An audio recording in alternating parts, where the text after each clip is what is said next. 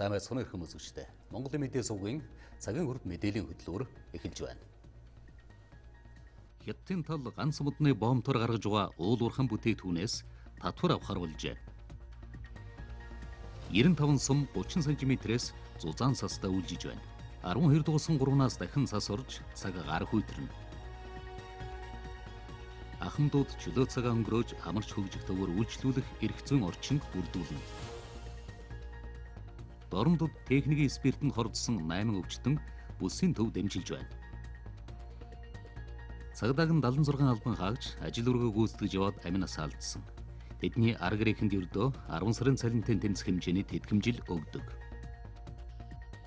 Иргэдэд эрх зүйн дэмжлэг авах асар их боломж байдаг ч мэдлэг мэдээлэл дутгамгаас үүнийг ашиглаж чаддаг байна.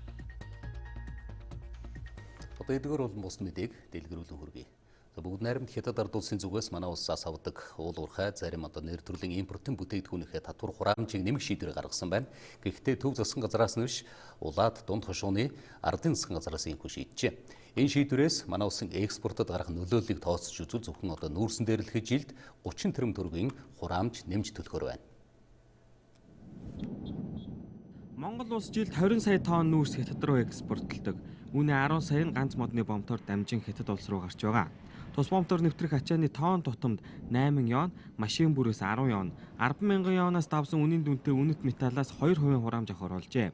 Хэдийгээрийн татварыг ганцхан бомбтоор төлөх мэт харагдаж байгаа боловч Эрдэнэс тавталгаа энержи ресурс зэрэг томоохон аж ахуй нэгжүүдэд бүгдд нь хамааралтай гэсэн үг юм а.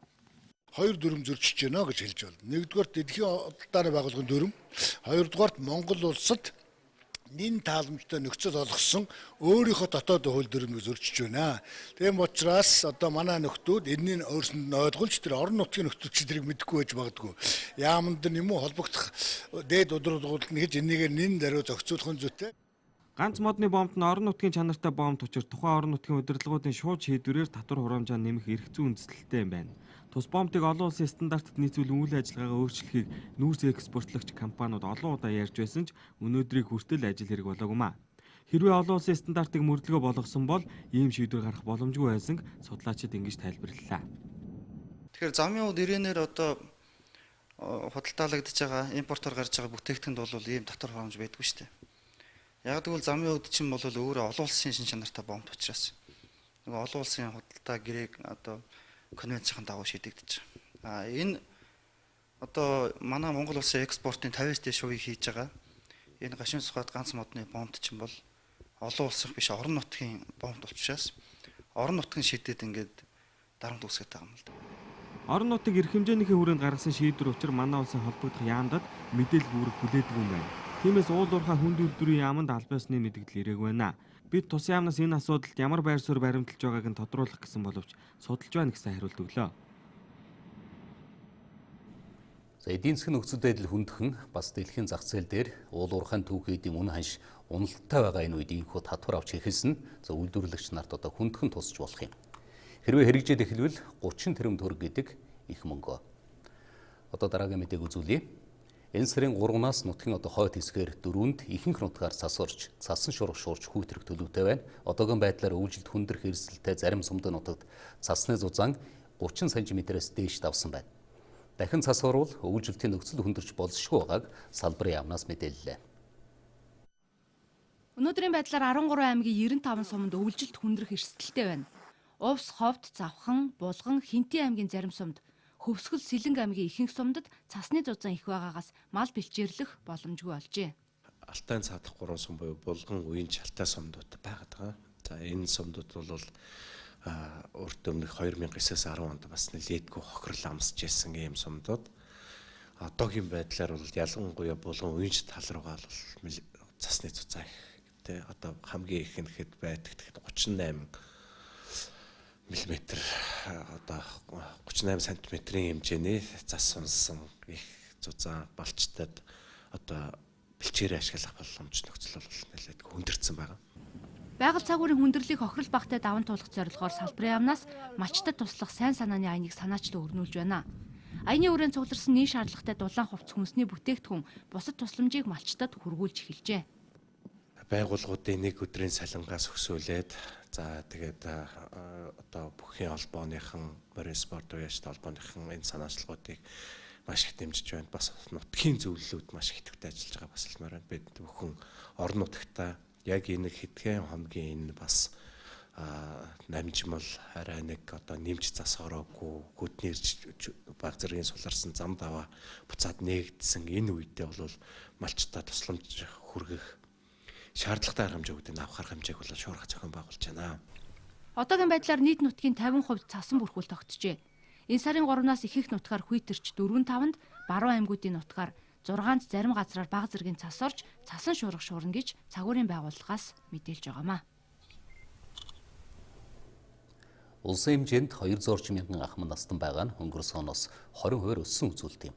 15 жилийн дараа гэхэд 2010 онтой харьцуулахад хүн амд эцлэх ахмад насны тоо 2 дахин нэмэгдэх төлөвтэй байна гэсэн статистик байна. За тиймээс ахмад наснуудын тухай хуулийн шинжилсэн хариулгын төсөлд өөрчлөлт оруулах замаар ахмадын одоо хөгжих, боловсрох эрхийг илүүтэй хангаж өгөхийг зорьжээ.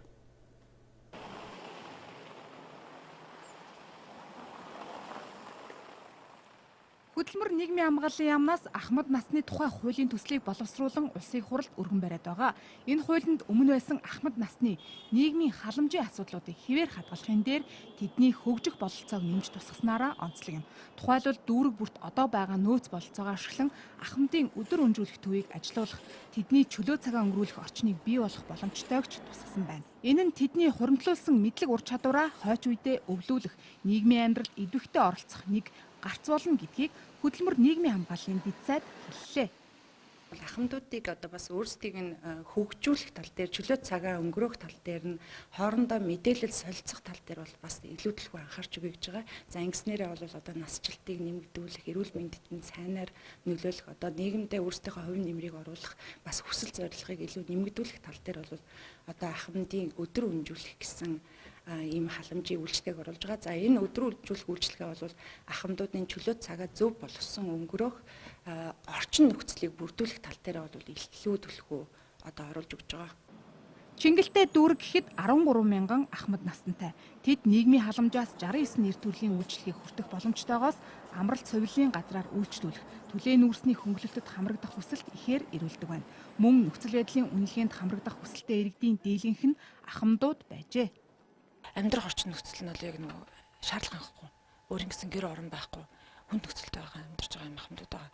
Энд нь ахмадуудын хувьд болохоор нийт тэргуунд одоо төрөөсөө орон зай хөтөлбөр ч юм уу ахмадын орон зай хөтөлбөрт хамруулах нь нийт тэргуун шаардлагатай байна. Ахмад насны тухай хуулийн төсөл нь ахмад насны амжиргаа, хөгжил, оролцоог дэмжих, үйлчилгээ авах боломжийг нэмэгдүүлэх зорилготой өгөөд 4 бүлэг 17 зөвлөлтэй хууль юм. Хэрвээ энэ хуулийн төсөл батлагдчихвал тэднийг нийгмийн харилцаанд түлхүү оролцох, улмаар өөрт хэрэгтэй нийгмийн халамжийн үйлчилгээгээ авах эрх зүйн орчин бүрдэх юм а. Дорн таймагт 21 хүн химийн төрлийн одоо бодисыг архитай хамтарч ууснаас хордож 4 нь амиа алдсан тухай бид өмнө мэдээлсэн. За мэргэжлийн хяналтын байгууллагаас хийсэн шинжилгээгээр тухайн бодис нь техникийн спирт болоход тогтоожээ. Одоогийн байдлаар 8 хүн бүсийн онцлогооны төв дэмжлүүлж биеийн байдал нь дээрдэж байна. Дорнод аймагт үйл ажиллагаа явуулдаг Петрочайна Дачин тамсаг компанид туслан гүйцэтгэгчээр ажилладаг Зөв боломж компани ажилчид ажил дээрээ хадгалж байсан спирттэй төстэй зүйлийг хэрэглэсний улмаас хордсон хэрэг өнгөрөх 11-р сарын 25-ны өдөр гарсан. Тухайн үед цагдаагийн байгууллагаас 8 төрлийн дээж авч мэргэжлийн хяналтын байгууллагад шилжүүлсэн. Мэргэжлийн хяналтын шалгалтаар дараах дүн гарчээ. Олон молекулд одоо нэгдэл бүхий одоо химийн бодисоор үүсгэгдсэн хордлого буюу одоо нөгөө техникийн спирт хэрэглэснээс олж хорцсон хордлого байна гэж дүгнсэн байна. Нэг төрлийн техникийн спирт болох уг бодис нь хүний мэдрэлд шууд нөлөөлдөг, тархины болон нүдний угны хаваншил үүсгэж биеийг хордуулах нөлөөтэй байна. Мэргэжлийн хяналтынхны хийсэн шалгалтаар тухайн байгууллага химийн бодисыг тусгай зориултын газарт хадгалж байгаагүйгээс гадна хэд хэдэн зөрчил илэрчээ. Химийн бодисын хадгалалт хамгаалалт бол яг хуулийн дагуу байдгүй. Хоёрдугаарт нь болохоор тэнд одоо үйл ажиллагаа явуулж байгаа хоол үйлдвэрлэл үйлчилгээний газрууд нь болохоор ажлын байрны шаардлага хангадаггүй, хүнсний бүтээгдэхүүн, түүхий бүтээгдэхүүн одоо шаардлагын дагуу хадгалдаггүй, хэрэгэлдэггүй, ажиллаж байгаа ажлагчид нь эрүүл мэндийн шинжилгээнд ороогүй гэдэг юм уу тийм ээ. Химийн бодис хэрэгэлдэг аж ахуйн газрууд зориултын газарт тухайн бодисыг хадгалах, гол нь иргэд өөрсдөө хүнсний бус ямар нэг шоших тэмдэггүй зүйлийг хэрэглэхгүй байх томоохон сэрэмж дохио энэ боллоо.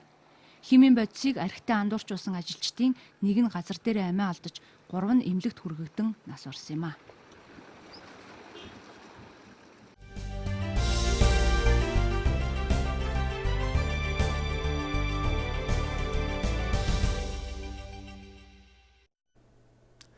Улсын хурал нэгдсэн хуралдаанаараа хөлийн тухай хуулийн төслийг хэлэлцэж эхэллээ. Тухайн хуулийн төсөлтэй холбогдуулан зарим гишүүнүүд донд түрүүнд нь үсэд байсан ойлголтын зөрүүтэй байдал арилж нэгдмэл байр суурь төрсөн гэж төслийг санаачлагч тайлбарлаж байна. Засгийн газрын боловсруулсан хуулийн төслөөр хөлийн шалган нэвтрүүлэх албыг гадаадын иргэн харьяатын байгууллагын харьяаллаас гаргаж хөлийн цэргийн байгууллагын мэдэлд буцаан шилжүүлэх гэсэн саналыг улсын их хурлд гаргаад байгаа. За тухайн зохицуултыг хийснээр ямар өөрчлөлт гарах вэ? Харьяатын байгууллага хэвээр байх уу гэдэг асуудлыг улсын их хурлын гишүүн Баасан хүн хөндлөө. Харьяат бол үндэ бол нөгөө орох гарах зөвшөөрлийг өгдөг виз өгдөг хүмүүс штэ. Гэтэл эднэрийг нөгөө хил авчгаар хуучин шиг ингээд хөлийн цэргүүд штамптараад яваад байна гэсэн үг үү? Тэгвэл харьяат яг юу хийх болчихж байгаа юм бэ? Нэгэнтээ хөлийн цэрэг хөлийн шалган нэвтрүүлэх алба ирсэн юм чи штамп ба хилээр орох гарах дээр тэр тамга давж орох нэвтрүүлэх асуудлыг бол хөлийн цэрэг маань хариуцнаа хил хамгаалах байгууллага маань. Гадаад иргэн харьяатын байгууллага та бас асууж байгаа шүү. Гадаад иргэн харьяатын байгууллагч ерөөсөө гадаадын иргэдийн Монгол улсаар зорчих, орох, гарах тийм Монгол улсын нутаг дэвсгэр ажиллах, амьдрах хууль ёсоор тийм болон хууль бусаар амьдарч байгаа иргэдийн асуудлыг зохицуулах, гадаадын иргэдийн эрх зүйн байдлын тухай хуулийг л хэрэгжүүлэх үүрэгтэй чиг үүрэгтэй байгууллага. Энэ чиг үүргээ хэрэгжүүлнэ. Харин засгийн газар хөлийн тухай хуулийн төслийг боловсруулахдаа хөлийн цэргийг хөлийн цагдаа болгох ч юм уу хил хамгаалах байгууллагын одоогийн статус үүрэг чиглэлийг нь өөрчлөх асуудлыг хүндсэн эсэх талаар улсын их хурлын гишүүн Инх Баяр тодрууллаа. Хөлийн цэргийг цэргийн байгууллагаар нь баталгаажуулж, дархлааг нэмэгдүүлж энэ албаны эрх зүйг нь улс төрөөс ангид болох нь зүйтэй гэж үзэж байгаа юм. Тэгэхээр командлагч нь хөлийн цэргийн командлагч нь оруулчихаар цагдаагийн дарга хөлийн цэргийн командлагч байх эрх зүйн боломжийг нээчихэж байгаа юм. Тэгэхээр ийм мэтийн найруулгын буюу бодлогын халтарч болцсошгүй зүйлүүдийг л хаахын тулд миний яриад байгаа энэ зарчмын байр суурьтай таны санал нийлж гэнэ үү гэдгийг бид тодруулах гэдэг байна. За хууль зүйн дотоод хэргийн сайд Бямц цогтын өгсөн тайлбараас үзвэл засгийн газар хил хамгаалах байгууллагын одоогийн үүрэг чиглэл статус харьяаллыг ямар нэг байдлаар өөрчлөх байр суурьнаас хандаагүй гэдгээ хэлж байна. Цагдаагийн харьяанд очих юм биш ба гэсэн харлах асуудал бол байхгүй. Тантай санал нийлнэ. Асуудалгүй энэ дээр тийм үү? Энэ хөлийн цэргийн байгууллага маань саяны хэлдэг төрийн бодлогын бичиг баримтууд хуулиуд дээр бие даасан хуультай байгаад бие даасан байдлаар үйл ажиллагаа явуулна. За одоогийн хүчин төгөлдөр үйлчилж байгаа хуульд байдаг хөлийн бүсийн тухай холбогдох заалтуудыг өөрчилж хил орчмын бүс нутгийн тухай ойлголт тодорхойлолтыг хуульд тусгахаар яригдж байна. За тухайн өөрчлөлтийг хийснээр улсын хөлийн зурвас дагуу байршдаг сумдыг нийтэд нь хил хамгаалахад туслах хүчин гэж үздэг байх юм. За ингэснээр улсын хөлийн аюулгүй байдал хил хамгаалтын ажилд дэвшил гарах нэг гол нөхцөл бүрдэнэ гэж засгийн газар үзэж байгаа. За улсын их хурлын хувьд хөлийн тухай хуулийн төслийн хэлцүүлгийг үргэлжлүүлэх юм аа. Улсын хурлын чуулганы өнөөдөр нэгдсэн хуралдаанаар Монгол үндэсний олон нийтийн радио телевизийн үндэсний зөвлөлийн нэг гишүүнийг шинээр томилоод байна. Олон нийтийн радио телевизийн үндэсний зөвлөлийн хувьд хуулийн хэрэгжилтэнд анхаарч ажиллах шаардлагатай гэж улсын хурлын гишүүд үзэж байгаа юм.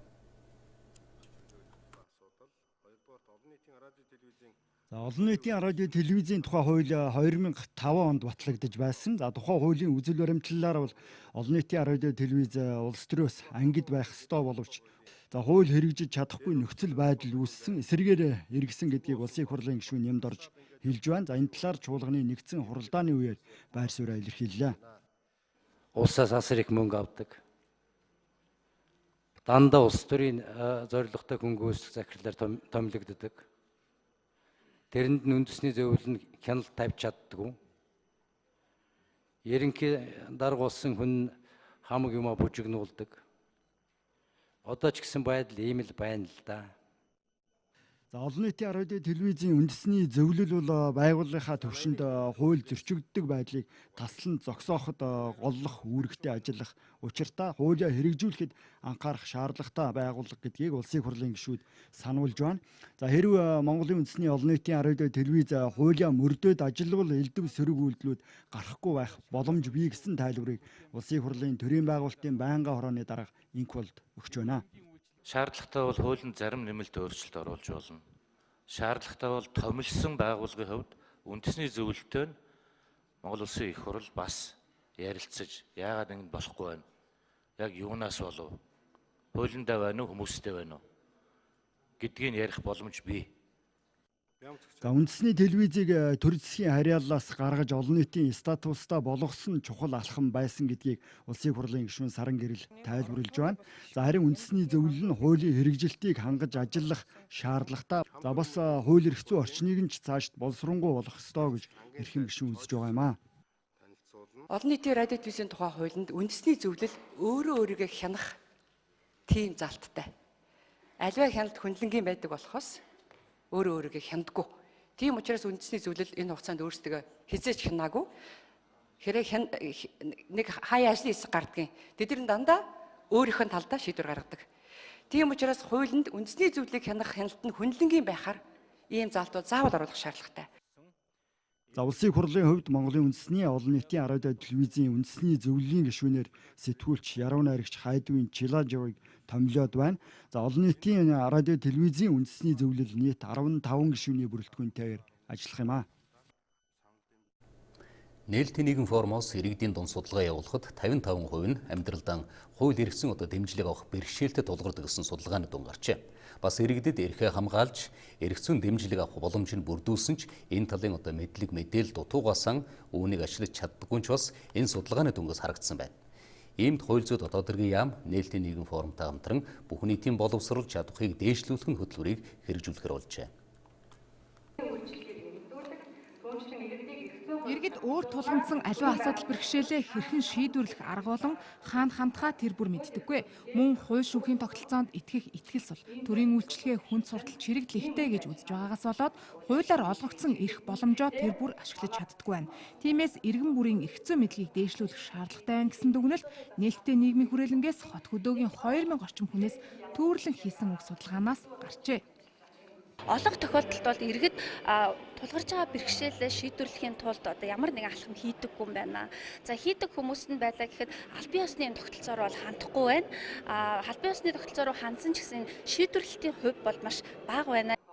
Засгийн газрын үйл ажиллагааны мөрийн хөтөлбөрт дэвшүүлсэн зорилтын хүрээнд иргэдийн эрх зүйн боловсролыг дээшлүүлэх, иргэдэд эрх зүйн анхаарчны үйлчлэгийг ойртуулах талаар тусгасан. Тийм ч учраас бүх нийтийн эрх зүйн боловсрол чадварыг дээшлүүлэх хөтөлбөрийг боловсруулан төсөл хэрэгжүүлэхээр болж байгаа нь ач холбогдол өндөртэй гэж салбарын сайд тодтоглоо.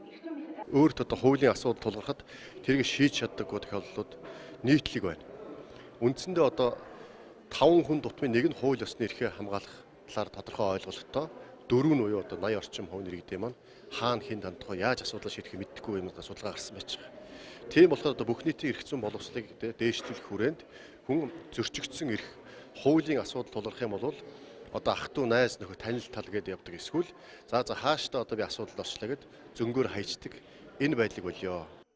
Иргэдийн эрх зүйн чадварыг дээшлүүлэх замаар амжиргааг сайжруулах санаачлага дэвшүүлэн үндэсний хэмжээнд хилэлцүүлэн зөвшөлтсөлд хүрэх юм байна. Иргэдийн эрх зүйн чадварын өнөөгийн байдал хилэлцүүлгийн анхных өнөөдөр хуульсахуулахын их сургууль дээр болсон бол дараагийн удаад Хинти, Ховд, Өвөр хангаа аймагуудад болно. 4 жилийн хугацаанд хэрэгжих уг хөтөлбөр зөвхөн хуулийн салбартай хамтрахаар хязгаарлагдахгүй гэдгийг зохион байгуулагчид нь онцлолоо.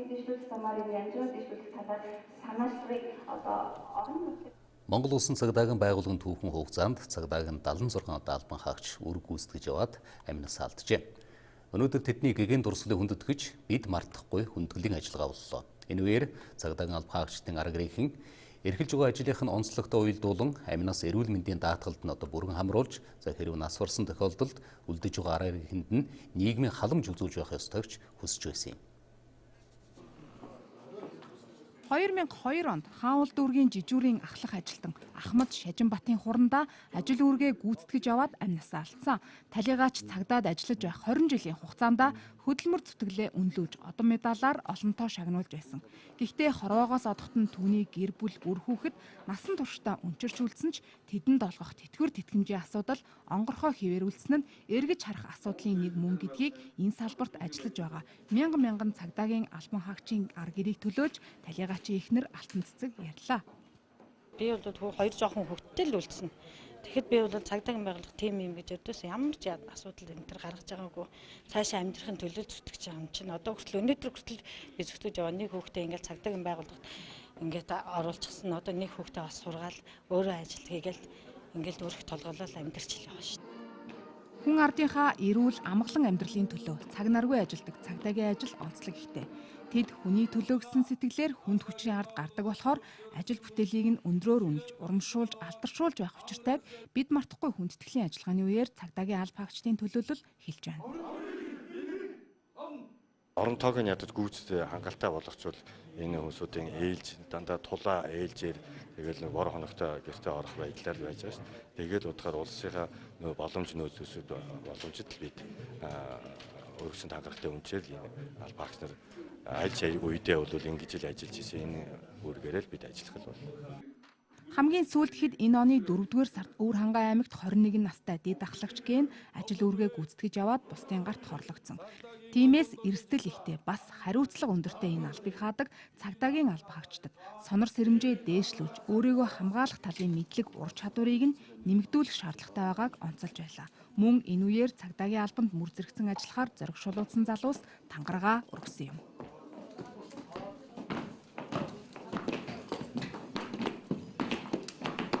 Юмжаагийн Цэдэн болон Мэндэлсний 100 жилийн ой зориулсан эрдэм шинжилгээний хурал өнөөдөр төрийн ордонд боллоо.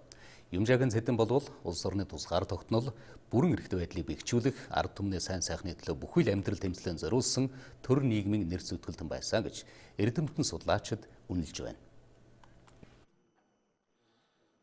Юмжаагийн Цэдэн болвол 1940 оноос эхлэн нийт 44 жилийн туршид тухайн үеийн Монгол Ардын Хувьсгалт намын ерөнхий нарийн бичгийн дарга, Бүгд найрамдах Монгол Ард улсын ардын их хурлын тэргүүлэгчдийн дарга, сайд нарын зөвлөлийн даргын албыг хассан. За түүний хувьд Бүгд найрамдах Монгол Ард улсын хөдөлмөрийн баатар болон улсын баатар цолоор шагнагдсан. За цэргийн дээд цол болох маршал цолыг хүртэж байсан. За гэхдээ Цэдэн балын байгуулсан гавьяа зүтгэл туулсан амьдралын бэрхшээл зовлон алдаа оноог нь зөв дэнслэх бодиттой дүгнэж цэгнэх хэрэгтэй гэж академич Болдбаатар тайлбарлаж байна. Хамгийн гол нь Цэдэн балгаа бол энэ их олон жилийн хоёр их гүрний донд ийм төвөгтэй оршиж байсан нөхцөлд бол Монголын тусгаар тогтнолын төлөө бол маш үнэч байсан. Тэгээ энэ Монголын тусгаар тогтнолыг бол хадгалж үзэх энэ хэрэгт бол Цэдэн балгаан гавьяаг бол онцлон тэмдэглэх ёстой. Төр нийгмийн нэрт зүтгэлтэн Юмжаагийн Цэдэн балын хувьд улс төр нийгэм эдийн засаг гадаад харилцаа тусгаар тогтнол батлан хамгаалах соёл боловсрол шинжлэх ухаан аж үйлдвэр техник технологи анагаах ухаан хөдөө аж ахуй гээд олон салбарын хөгжилд түүхэн хувь нэмрийг оруулсан гэж эрдэм шинжилгээний хуралд оролцохын төлөө дүгнж байна. Манай улс гадаадын 15 оронд 13 мянган оюутан сургаж байсан. Энэ гадаадд Монголын оюутан бэлдэх энэ ажил Цэдэн бал дарга өөрөө маш их анхаарал тавьдаг.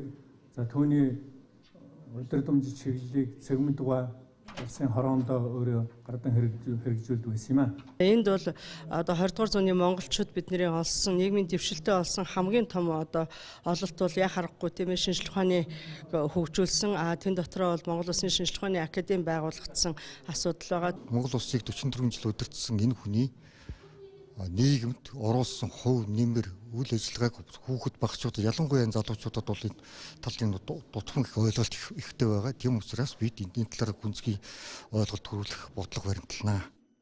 Юмжаагийн Цэдэн балын хувьд 1984 онд өвчний улмаас төр засгийн удирдах албан тушаалуудаас чөлөөлөгдөж байсан. 1990-ад оны нийгмийн өөрчлөлтийн явцад Цэдэн балыг намын гишүүнчлэлгүй болгож намаас нь хөөх шийдвэрийг холбогдох субъектээс гаргаж байсан. За цэргийн цол хэрэгмийг нь хурааж байсан. За хожим цэргийн цолыг нь нэхэн олгож намын гишүүнчлэлийг нь сэргээсэн юм аа. Өнөөдөр дохтой тэмцэх олон улсын өдөр. Африкт дохын эсрэг вакциныг туршиж эхэллээ. Хүнсэндээ хэрэглэж байгаа махны дөнгөж 5%-ийг л үйлдвэрлэлийн аргаар бэлтгэдэг. Ийм тохиолдолд махны экспортын хэмжээг нэмэгдүүлэх боломж бага байна. Өмнөний говьд эмэгтэйчүүд чууллаа. За өнөөдөр дохтой тэмцэх олон улсын өдөр. Хэдийгээр одоо дэлхийн нийтээр дохын асуудлыг одоо бүрэн шийдвэрлэх хэмжээнд хүрээгүй ч энэ төрлийн өвчний улмаас нас баралт болон эхээс одоо урагт дамжих халдварыг одоо бууруулж байна. За манай улсын хувьд дохтой эхээс урагт халдах тохиолдол бүртгэгдээгүй байна. Дохтой эхээс халдвартай хүүхэд гарна. Дохтой бол насгүй гэсэн буруу ойлголт нийтийн дунд байх нь бий. Хэдийгээр энэ бол эдгэшгүй өвчнч гэлээ бусдын адил ажиллаж амьдарч хүүхэд тээж төрүүлэгч боломжтой болохыг эмч нар хэлж байна. Манай эмч нар өнгөрсөн хугацаанд дохтой эхээс 14 нэраг 9 мэнд төрүүлж чадсан нь энэ төрлийн өвчний эсрэг тэмцэх олон боломж байгааг харуулж байна. Хүүхдэд халдвар дамжихаас сэргийлэх хөтөлбөр хэрэгжсэний үр дүнд одоо халдвартай эхээс төрсэн хүүхдээс нэг ч халдвартай хүүхэд гараагүй. Тэрийг л бүрэн урьдчилан сэргийлж байгаа. Тэгэхээр халдвартай гэр бүлд халдвартай байж байгаа хүүхэд төрүүлсэн ихэд бас дэмжлэг үзүүлдэг. Одоо жишээлбэл тэр хүүхдийн сүүгийг хангаж өгч юм уу тийм ээ? 2016 онд хийсэн судалгаагаар манай улсын 15-аас 49 насныхны дунд хүний дархлал хомсдлын вирусын халдвартай 400 гаруй хүн байж болох тооцоолол гарчээ. Өөрөөр хэлбэл энэ халдвараар бүртгэгдсэн 2 хүний ард 3 онцлогдоогүй хүн байна гэсэн тооцоо юм. Тиймээс өртөлтийн өмнө урьдчилан сэргийлэх онцлогоог идэвхжүүлэх, урьдсны дараа наслалтыг уртасгах эмчилгээг шин шатанд хөгжүүлж байна. Дохын эсрэг одоо вирусын эсрэг эмийг бол өөрөө засгийн газар өөрөө хөрөнгө гаргаад зарцуулж байгаа. Энийг бол өдөр болгон тухайн хүн уух ёстой. Энэ одоо тухайлбал одоо эмчилгээнд хамрагдсад бол 80% тавиад байгаа. 219 хүний 80% нь бол хамрагдаад явж байна. Тэгэхээр энэ эмчилгээгээ сайн хийлгээд байхад нас нь уртсчлаг. За мөн хөнгөвчлөх эмчилгээний асуудлыг бид бол глобалсан эрүүл мэндийн яамтай хамтарч халдвар өвчин судлалын үндэсний төв дээр хөнгөвчлөх эмчилгээний тасгийг бас нээхээр ажиллаж байна. Эмчилгээнд хамрагдвал хүн хэдгэд наслах ёстой вэ? Тэрүүгээр л наслана. Энэ хооронд бол эмчилгээгээ таслахгүй байх шаардлагатай. Удаан хугацаагаар яг Монгол улсын туршлагаас ингээд үзэхэд бол бас халдвартай амьдарч байгаа одоо эрүүл энх байж байгаа улсууд бол зөндөө байгаа шүү дээ. Эмчилгээнд хамрагтаал явж байна. Манай улсын хэмжээнд 210 гаруй дохын тохиолдол бүртгэгдээд байна. Тэдний 80% нь эрэгтэйчүүд, үүний 80 орчим хувь нь эрэгтэй бэлгийн харилцагчтай эрэгтэйчүүд байгааг эрүүл мэндийн байгууллагаас танилцуулсан. Манайд энэ төрлийн халдвар цусаар дамжин халдварласан тохиолдол мөн бүртгэгдээгүй байна. За өнөөдөр дохтой тэмцэх дэлхийн өдрөө. Өмнөд Африкийн бүгд найрамдах улсад дохын эсрэг шинэ вакцины клиник туршилт эхэлсэн байна. За энэ вакцины шинжлэх ухаанд том өсрэлт болж эмчлэгдэшгүй нянга ялан дийлэхэд тусна гэж эрдэмтэд нотолж байгаа юм а. HVTN 702 вакцины клиник туршилтад Өмнөд Африкийн бүгд найрамдах улсын 18-аас 35 насны 5400 оршин суугч оролцож байна. За туршилт 4 жил үргэлжилж үр дүнг нь 2020 онд танилцуулах юм байна. За Өмнөд Африкийн бүгд найрамдах улсын эрх баригчдын мэдээлж байгаагаар одоогийн байдлаар тус улсад өдөр бүр 1000 орчим хүн дохын халдвар авдаг. 2014 онд л ихэд тус улсад 2.4 сая хүн дохын халдвар авч байсан байна. За 2009 онд Таиландд дохын эсрэг вакцины клиник туршилт 3.5 жил үргэлжилсэн. За тухайн үед вакцин 31.2% үр дүнтэй гэдгийг тогтоосон байдаг юм а. За дэлхийн эрүүл мэндийн байгууллагын мэдээлж байгаагаар дох нь дэлхийн даяарчилсан асуудлын нэг болоод байгаа. За 2015 оны байдлаар дэлхий дээр 36.7 сая хүн хүний дархлал хомсдлын вирусын халдвартай амьдарч байгаа бол 2.1 сая хүн шинээр халдвар авсан. 17 сая гаруй хүн ретровирусын эсрэг эмчилгээнд хамрагдсан бол 1.1 сая хүн нас барсан байгаамаа. За Африк төвдөр дотроо одоо Сахарын хэлсэн зүйлээс урагш бүс нутагт амьдардаг хүмүүс дунд хүний дархлал хомсдлын вирусын халдвар хамгийн өргөнд тархсан байдагт бол дэлхийн эрүүл мэндийн байгууллага гэлтгүй Африкийн улс орнууд энэ тал дээр маш их анхаарал хандуулж байгаа юм. За дох гэдэг энэ аюул тахал анх илэрснээс хойш хугацаанд дэлхий дээр 35 сая гаруй хүн нас бараад байгаамаа. Хөдөлгөр орон нутгийн мэдээлэлээр үргэлжилж байна. Эрдэнэ төлөвлөрийн одоо засвар механикийн завод импорт орлого туузан дамжуулгын өмхрөвч үйлдвэрлэж ухсрах хүчин чадал өгөхий хагас автомат шугамыг нээгээд байна. Энэ шугам жилдээ 10,000 ширхэг өмхрөвч үйлдвэрлэж үйлдвэр жилд 200-аас 300 мянган долларын бодит хэмнэлт авчрах юм байна. Эрдэнэ төлөвлөрийн ерөнхий захирлын гаргасан тушаалын дагуу импорт орлох бүтээгдэхүүн үйлдвэрлэх, ажлын хүрээнд засвар механикийн завод, улсын хэмжээнд анхудаа туузан дамжуулгын өнхөрөгч үйлдвэрлэх, хагас автомат тоног төхөөрөмжийг бүрэн чадлаар суурилан ажиллуулж эхэллээ. Шинэ шугам нэгснээр 4 ажлын байр бий болж байна. Энэ технологиг ашиглалтанд оруулахад 700 гаруй сая төгрөг зарцуулсан. Харин өртгөө 8 сарын дотор нөхөх тооцоо гаргажээ. Одоо энэ шугамбал жижиг очоод жилдээ бид нэг төрөн 300 сая төгрөгийн бүтээгдэхүүнийг хэмнээд гаргаад байна. Тэгээд хэрэгцээ нэмэгдээд ирэнгүүт л Монгол улс ч одоо энэ туузан дамжуулгын зөндөш улсын хэмжээнд бол нэг 20 мянга орчим юм өнгөлөгч хэрэгэлдэг гэсэн тооцоо гараад байгаа. Эрдэнэ төлөвлөр нь жилд 5,000 ширхэг туузан дамжуулгын өнхөрөгч ашигладаг. Нэг өнхөрөвчийг 100 орчим доллараар худалдан авахад жилдээ 350-аас 400 мянган доллар зарцуулдаг байна. Зөвлөлдөрийн засвар механикийн заводтай хагас автомат шугамыг ашиглалтанд оруулснаар жилд 200-аас 300 мянган долларын бодит хэмнэлтийг бий болгох боломжтой болжээ. Манай засвар механикийн заводын мэргэжилтнүүд бол судалсан. За судлаад бол мэдээж одоо маш олон компаниуд байсан. Тэгээд хятадын энэ компанийг сонгосон. Хятадын Каюн компани бол хятад улстай оройлтны үйлдвэрлэлээр нэг Азтай эхний 3-д ордог энэ компани байгаа. Тэгээд өнөөдөр одоо тоног төхөөрөмжийн угсрах үйлдвэрлэл явуулж гэсэн энэ компани үнэхээр хариуцлагатай хандаж одоо өөрийнхөө мэргэжилтнүүдийг авчирж энэ тоног төхөөрөмжийн угсралтын дээр бол одоо хийж дуусч байна. Туузан дамжуулгын өнхөрөвч үйлдвэрлэхэд турба, сайлныг хотгөвч зэрэг түүхийд хэрэгтэй. Одоогор тус үйлдвэр үүний тодорхой хэсгийг өөрсдөө үйлдвэрлэж, үйлдэлцнийг нь худалдан авч байгаа гэдгийг хэлж байна. Цаашдаа хотгөвчөөс бусад эд ангийг өөрсдөө үйлдвэрлэх зорилт тавьж байгаа юм байна. За туузан дамжуулалтын өнхөрөвч нь үйлдвэрийн тасралтгүй үйл ажиллагааг хангахад хамгийн чухал үүрэг гүйцэтгэдэг тоног төхөөрөмж.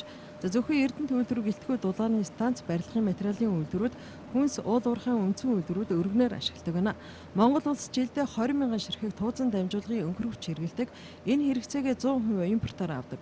Тэгвэл Эрдэнэ төлөвлөр туузан дамжуулгын өнхөрөвч үйлдвэрлэж угсрах хагас автомат шугамыг ашиглалтанд оруулснаар өөрийн хэрэгцээгээ хангаад зогсохгүй бусад үйлдвэрүүдэд борлуулах боломж нэгдэж байна.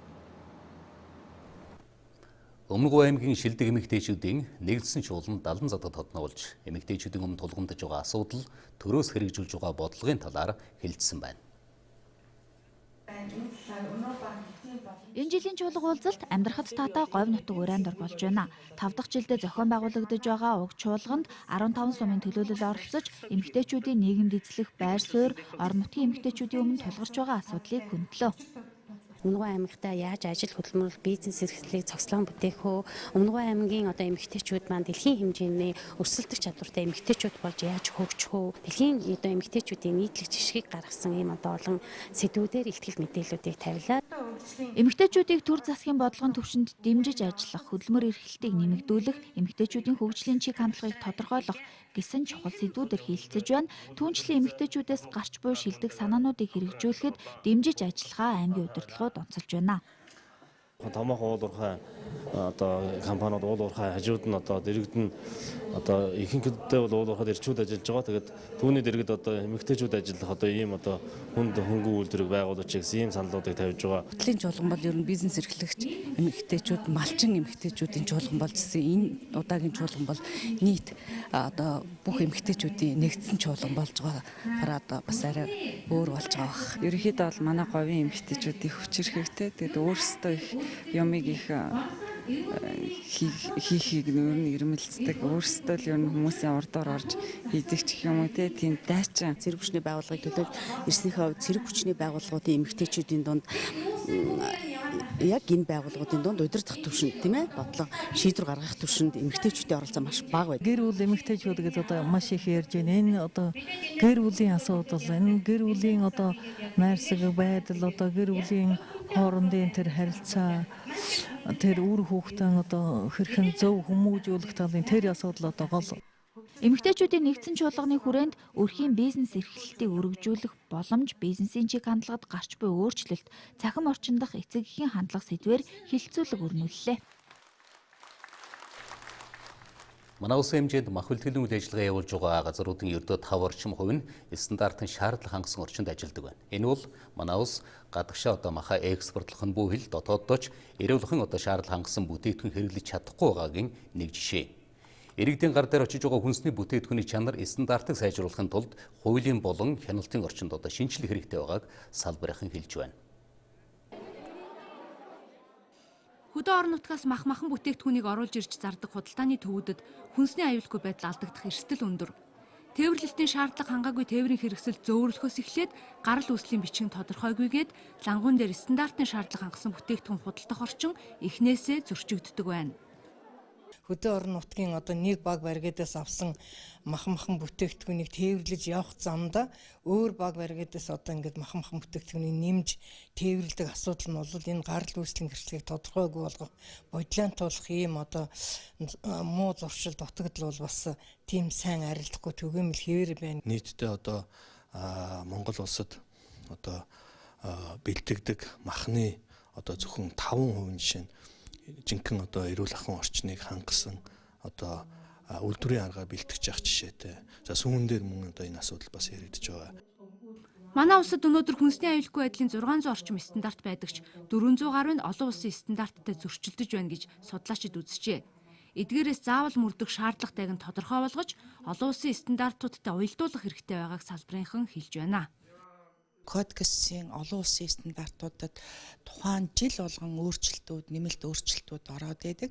Гэтэл манад энийг орсон өөрчлөлт даруйд нь засч бас нэмэлт өөрчлөлт оруулах ажил бас их удаан. Хүнсний салбарын стандартын асуудал их кодексын стандартуудаа уялдуулах заавал мөрдөх техникийн зохицуулалт байна. Мөн сайн дураараа бас дагж мөрдөх стандартууд байгаа. Тэгээд тэрнийхээ листийг бид нар ахин шинээр гаргахаар энэ бас үйл ажиллагааны төлөвлөгөөнд орчихсон байгаа. Малын гаралтай хүнсний бүтээгдэхүүн үйлдвэрлэлийн нэгдсэн стандартыг бий болгох, экспортын бүтээгдэхүүний хяналтын тогтолцоог мөрдүүлэх орчин энд өгүүлэгдэж байна. Ийм орчныг бүрдүүлэх зорилгоор нэгдсэн үндэсний байгууллага хүнс хөдөө аж ахуйн хөнгөө үйлдвэрийн яамтай хамтран хүнсний аюулгүй байдлын хууль эрхцэн орчны нөхцөл байдал хяналтын тогтолцоонд үнэлгээ хийж эхэлжээ. Голомт банк энэ жил картын төлбөрийн системийн дараагийн дараа төлбөр санхүүгийн хэрэгсэл ZIS кредит картыг үйлчилгээнд нэвтрүүлсэн. Энэ картыг олон улсын виза байгууллагаас оны шилдэг инновацийн бүтээгдэхүүнээр тодруулжээ. Олон улсад 1950-ад оноос хойш төлбөрийн картын системийн хөгжил үе шатаагаар өрнөсөн. Харин манай улсад 1999 онд анх Голомт банк нэвтрүүлж байлаа. Санхүүгийн шинэ бүтээгдэхүүн болох ZIS кредит картыг бүх банкны харилцагч авах боломжтойгоос гадна 5 хүртэлх сая төгрөгийн зээлийн эрхтэй 45 хоног хүртэл хүүгээ ашиглах боломжтой. Иргэн төлөлтийн доод хэмжээ 10% гэдгээрээ давуу талтай байна. За ZIS карт маань бол виза International буюу олон улсын виза картын байгууллагатай хамтарч гаргасан юм бүтээгдэхүүн байгаа. Тэгээ өнөөдөр бол виза дэлхийн 200 гаруй улсад өөрийн брендийн картыг гаргадаг. Тэгэхээр Монгол улсын иргэд Голомт банкны харилцагч нар маань энэ виза брендийн картыг авч олон улсад явж төлбөр тооцоо зочид бодлогоонд энэ аялал жуулчлалын төлбөр тооцоог хийгээд сүүлийн 20 гаруй жил яваад ингээд дасаад сурцсан хэрэгэлсэн юм брэнд байж байгаа. Тэгээ 2016 оны үед бид визатай хамтарч энэ ZIS гээд зээлийн эрхтэй картыг гаргасан. За энэ маань визагийн олон улсын виза байгууллагын дэлхийн шилдэг хамгийн шинэлэг бүтээгдэхүүний шагналыг өнөөдөр авч байна. Мөн нууцлалыг өндөр түвшинд хангасан EMV чип карт болон интернет худалдаа авалтын 3D хамгаалалттай байна. Нийт 80,000 гаруй иргэд ZIS кредит карт авах хүсэлтэй одоогоор Голомт банкнд ирүүлжээ. Тэгэхээр өнөөдөр Монгол улсын банкны секторээс анх удаа бүтээгдэхүүний төвшөнд ийм олон улсын шилдэг бүтээгдэхүүний шагналыг авсан өөрөө бас Монголын банкны секторын хөгжил түүхэнд тэмдэглэгдэх юм чухал үйл явдал боллоо гэж ойлгож байна. Бэлэн бус төлбөрийн систем буюу виза картыг дэлхийд 1 тэрбум гаруй хүн эзэмшиж, дэлхийн өнцөг булан бүрт байрлах 22 сая гаруй үйлчилгээний цэг 950,000 орчим бэлэн мөнгөний машинаар үйлчлүүлж байна. Виза нь олон улсын хамгийн өндөр үнэлгээ бүхий компаниудын нэг юм а. Хөтөлбөр олон улсын мэдээллээр үргэлжилж байна. Хойд Солонгосын эсрэг урд өмнө авч байгаагүй хатуу чанга хориг тогтоолоо. Дэлхийн зах зээл дээр газрын тоосны үн өслөө. Өмнө Солонгосын ерөнхийлөгч парламентын зүгээс итгэл үзүүлэхгүйг шийдвэрлэвэл албан тушаалаасаа огцорно. За үзэгч та бүхэндээ орой минь төргий. Өнөөдөр дэлхийд дахинд болон олон улсад өрнсөн үйл явдал мэдээлэлээ сүргэе. Өмнөд Солонгосын ерөнхийлөгч Пак Гин-хэ хугацаанаас өмнө огцороход бэлэн байгаагаа хэлсэн чиглэлээ тус улсын сөрөг хүчний намууд ерөнхийлөгчид итгэл үзүүлэх эсэх асуудлыг парламентаар заавал хэлэлцүүлэх үйл явцыг үргэлжлүүлэхээр тохирлоо. За өчигдөр Өмнөд Солонгосын сөрөг хүчний 3 намын удирдагчид уулзаж бүтэн 1 цагийн турш Пак Гин-хэ огцороход бэлэн гэж мэдэгдсэнийг хэрхэн хүлээж авахаа ярьсан байна. За ингээд тэд ерөнхийлөгч ямар нэг нөхцөл болзол тавилгүйгээр албан тушаалаасаа огцрох ёстой. За мөн юу ч болж байсан ерөнхийлөгчид итгэл үзүүлэх хэсэг асуудлыг парламентаар хилцүүлэх ёстой гэсэн шийдвэрт хүрсэн байгаамаа. За сөрөг хүчний дээрээс 2 зордог намын удирдагчийн хэлснээр хэрвээ ерөнхийлөгчид итгэл үзүүлэх хэсэг асуудлыг өмнө нь тохирсны дагуу маргааш буюу энэ сарын 2-нд парламентаар хилцүүлж чадахгүй бол энэ асуудлыг үндэсний хурлын чуулган дуусахаас өмнө буюу энэ сарын 9-өөс өмнө хилцэх ёстой болж байгаа юм.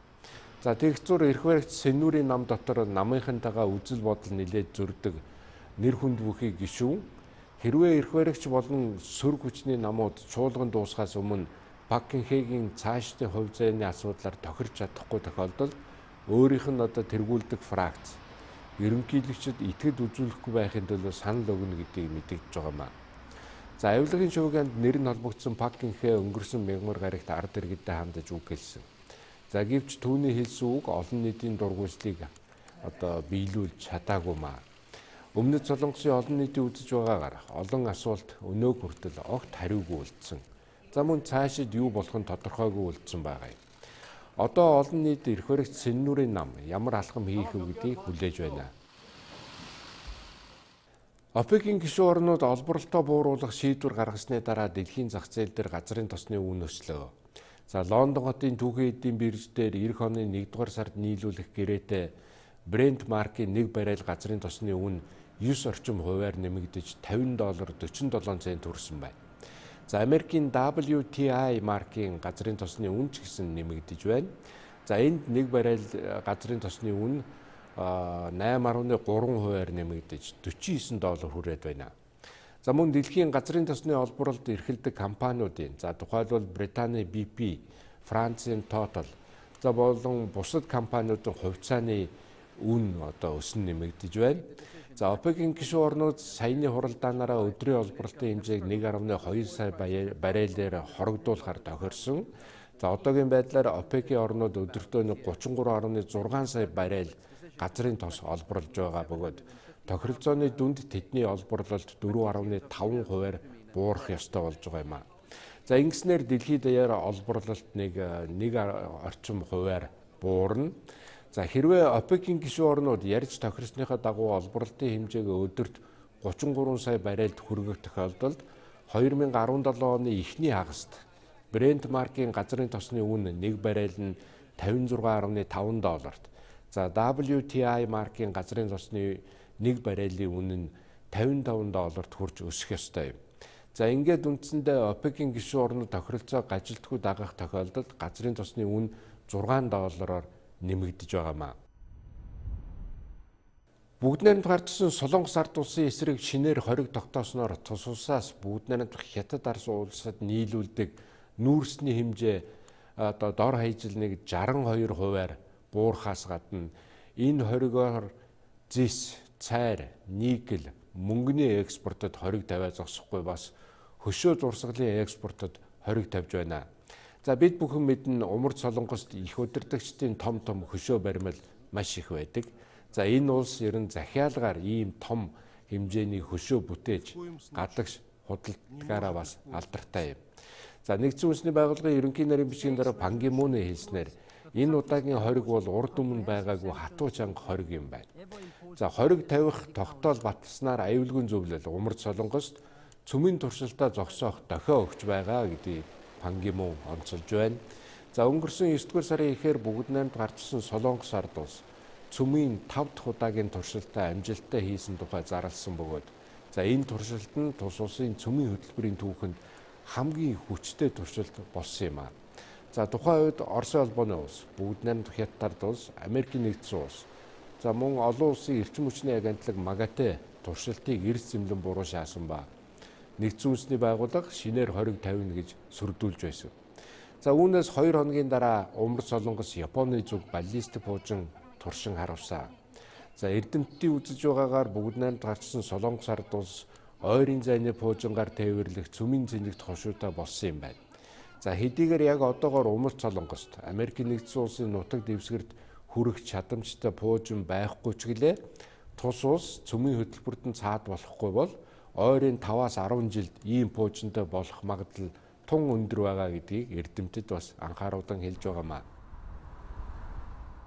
За бид та бүхэндээ өнөөдөр дэлхийд дахинд болон олон улсад өрнөсөн үйл явдлаас хүргэлээ. Одоо спорт мэдээ танилцуулъя. Сайн бацхан үзэгчдээ та бүхэн орой амралтай тухтай сайхан өнгөрүүлж байна уу?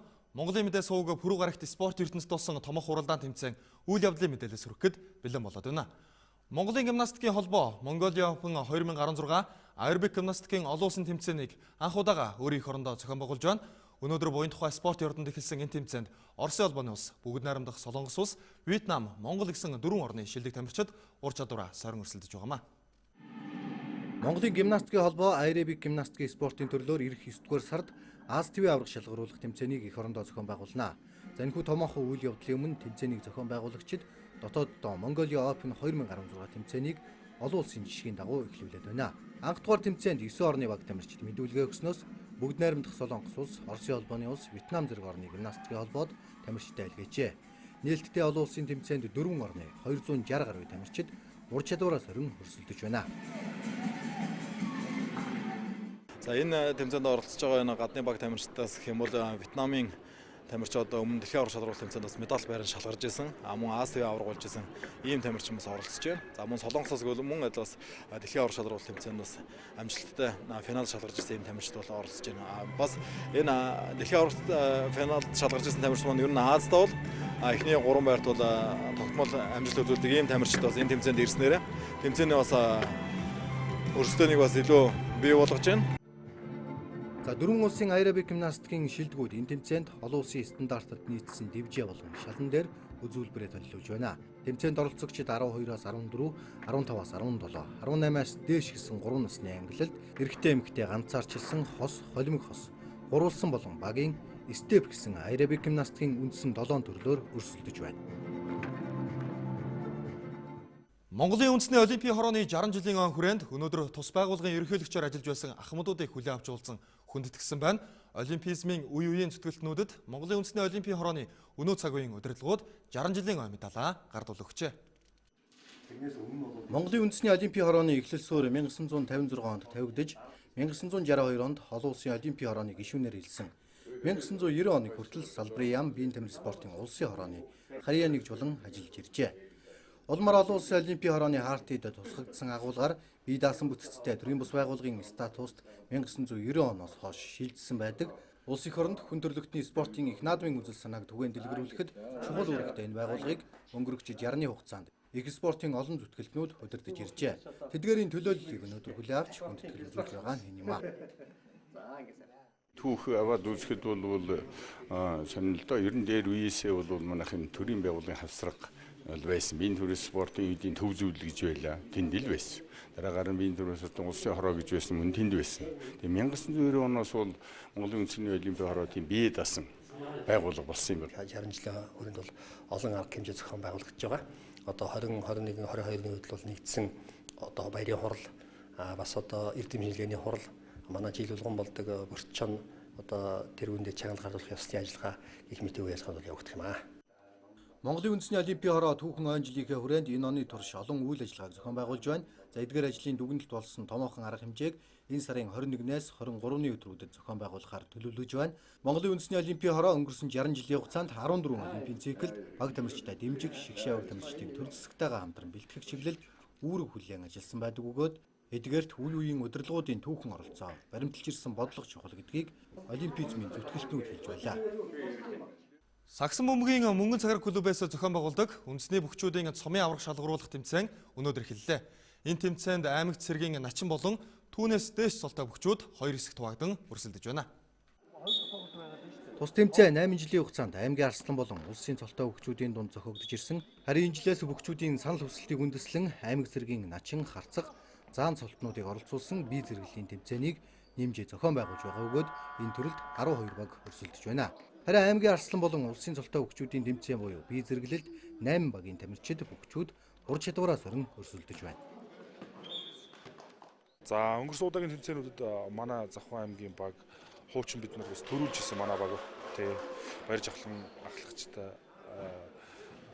баг хуучин одоо 2 жил авраг болж ирсэн. Өнгөрсөн жил бол бид нар одоо бас медаль аваагүй байгаа. Энэ жил манай багд шинээр улсын харцаага начин аймгийн арслангууд нэмэгдсэн бас нэлээд найдлага тавьж байгаа. За булган хангаад хөвжөөний хувьд бол хоёр одоо зэрэгэлд бол хоёуланд нь одоо оролцож энэ тэмцээнд ингээд хүч зархаар бэлдэж байгаа. Холбоон тоглогчийн одоо оролцоог л гүйцэтгэлтэй. Тэгээ манай булган хангаад хөвжөөний хувьд бол төдийлөн авраг болж чадаагүй байгаа. Өмнөх тэмцээнүүдэд мөнгө медаль, хүрэл медалуудыг авсан ийм амжилттай л явж байгаа. Үндэсний үхийн өндөр дээд цолтнууд сагсан бөмбөгийн спортоор 8 дахь жилдээ өрсөлдөж байгаа. Энэхүү тэмцээнд багууд нутаг болон дэвжээгээрээ нэгдэж оролцдог.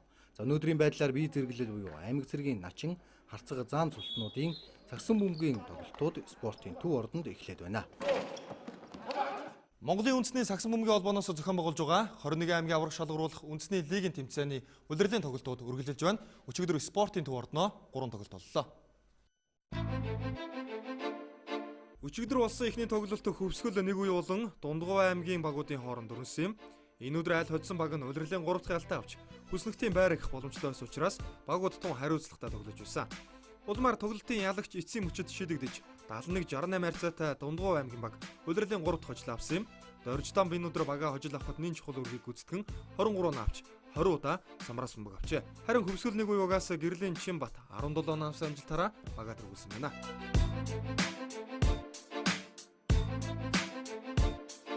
Дараагийн тоглолт үндэсний лигийн тэмцээний хүчрэг бүрэлдэхүүнтэй багуудын нэг Ховд Алтан Аргал болон Хинтээбэг Хасуу Мегават багуудын хооронд боллоо.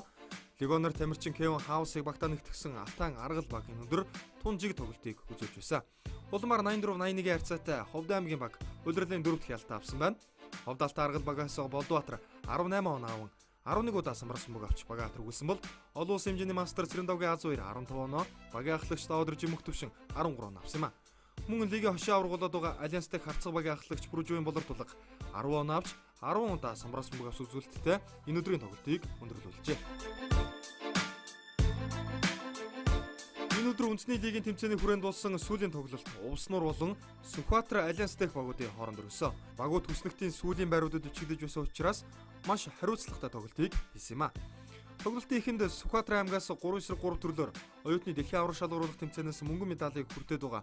Монгол улсын оюутны шгшөөгийн тамирчин Бөргөлийн Бацолбо Инхбатын дүлгөөнөөр шилдэг тоглолтоо үзүүлж байлаа. За дүлгөөн 17 он авсан бол Бацолбо 11 оноо, мөн Цэнгүн Баяр 15 он авчээ. Инхүү үндсэн цагт 73-68 харьцаатай Сүхбаатар аймгийн баг өрсөлдөгч очлоо. Тэд одоогоор 3 хожигдсан амжилттай үндэсний лигийн тэмцээнийг үргэлжлүүлж байна. Одоо зөвч та бүхэнд энэ өдрүүдэд дэлхийд дахинд болж байгаа спортын томоохон хуралдаан тэмцээний мэдээлэлээс хүргэе. Америкийн үндэсний сагсан бөмбөгийн холбооны 71-р өдрөл эхлээд багууд 20 орчим тоглолтыг хийгээд байна.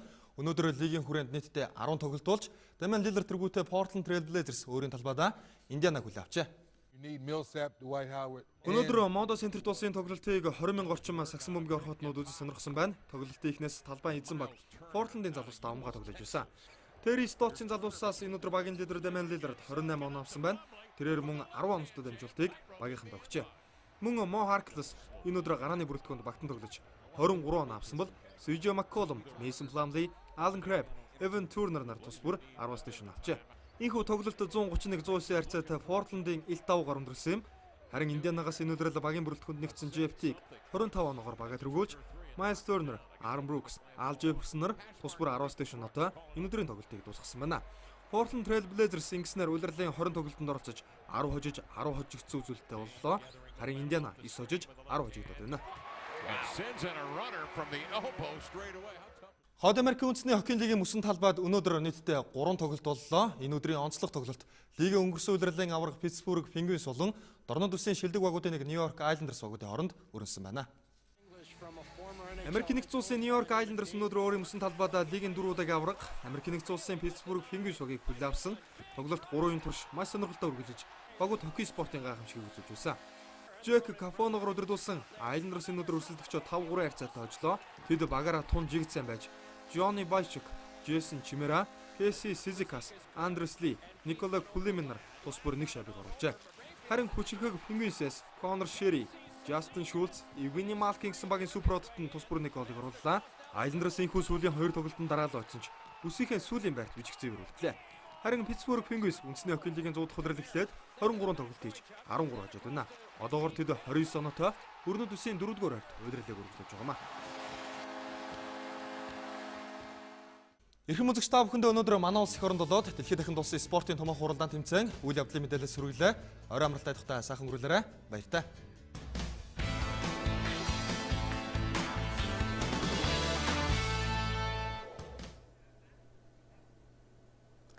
Одоо та бүхэн ойрын өдрийн цагаагаар мэдээ хүлээн авна уу? Өглөөгийн шөнд 12 хэм хүйтэн өдөртөө мөн 1 хэм хүйтэн байна. Улаангом шөнд 22 хэм өдөртөө 11 хэм хүйтэн. Ховд шөнд 16 хэм хүйтэн өдөртөө 1 хэм дулаан байна. Алтай шөнд 13 хэм өдөртөө 1 хэм хүйтэн. Улаастай шөнд 17 хэм өдөртөө 5 хэм хүйтэн байна. Тосон цэнгэл шөнд 25 хэм өдөртөө 15 хэм хүйтэн. Баян хонгор шөнд 13 хэм хүйтэн өдөртөө 1 хэм. Мөрөн шөнд 17 хэм өдөртөө 4 хэм хүйтэн байна. Хатгал шөнд 16 хэм өдөртөө 2 хэм хүйтэн. Цэцэрлэг шөнд 9 хэм хүйтэн өдөртөө 3 хэм дулаан байна. Хар хорин шөнд 8 хэм хүйтэн өдөртөө 4 хэм дулаан. Арвай хээр шөнд 9 хэм хүйтэн өдөртөө 4 хэм дулаан байна. Булган шөнд 17 хэм өдөртөө 2 хэм хүйтэн. Дархан шөнд 15 хэм өдөртөө 4 хэм хүйтэн байна. Эрдэнэт шөнд 11 хэм хүйтэн өдөртөө 1 хэм. Чоор шөнд 12 хэм хүйтэн өдөртөө 1 хэм. Сүхбаатар шөнд 14 хэм өдөртөө 6 хэм хүйтэн байна. Зүүн хараад шөнд 15 хэм өдөртөө 6 хэм хүйтэн. Зүүн мод шөнд 15 хэм өдөртөө 5 хэм хүйтэн байна. Багнуур шөнд 21 хэм өдөртөө 8 хэм хүйтэн. Чингис хот шөнд 20 хэм өдөртөө 6 хэм хүйтэн. Баруун урт шөнд 14 хэм өдөртөө 3 хэм хүйтэн байна. Чавалсан шөнд 13 хэм өдөртөө 5 хэм хүйтэн. Мандлогов шөнд 13 хэм хүйтэн өдөртөө 2 хэм дулаан байна. Далан цодод шөнд 9 хэм хүйтэн өдөртөө 6 хэм дулаан. Хамбогд шөнд 5 хэм хүйтэн өдөртөө мөн 6 хэм дулаан байна. Сайн шөнд 13 хэм хүйтэн өдөртөө 1 хэм дулаан. Замууд шөнд 11 хэм хүйтэн өдөртөө 5 хэм дулаан байна. Улаанбаатар шөнд 15 хэм өдөртөө 5 хэм хүйтэн байна.